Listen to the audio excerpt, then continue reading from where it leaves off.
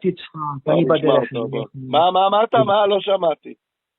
אקדח שלי מוכן, מחסניות, אני בשבילך הכנתי מחסנית עם 16 כלים, אני עכשיו בדרך אליך, אני מטפל בך, באישה שלך, בילדים שלך, ואנחנו נראה כמה אתה תצחק. מה תעשה לי? מה תעשה לי? במקרה אני שוטר, איסמי עבד. 627. איסמי עבד. מה? איך קוראים לך?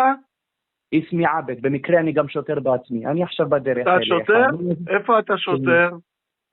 אני גר בצפון, איסמי עבד. איפה אתה גר? איפה אתה גר?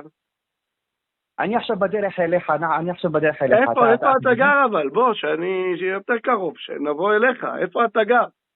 יש לך מספר טלפון שלי, אני עכשיו בדרך אליך, תחכה. אתה בדרך אליי, ומה תעשה לי? מה אני אעשה לך? הנה בוא, אתה תכיר אקדח שלי מקרוב, מחסנית שלי. אני אכיר את האקדח שלך מקרוב? כן, אני אטפל באישה שלך, בילדים שלך. כן, מה תעשה להם? במקרה אני שוטר בעצמי, אז לא זוכר, למי אתה רוצה להתלונן? מה אתה רוצה לעשות? אתה שוטר בעצמך? רציני? אתה פגעת בעם שלנו יותר מדי, זמנך נגמר, אני עכשיו בדרך אליך, עכשיו בזה.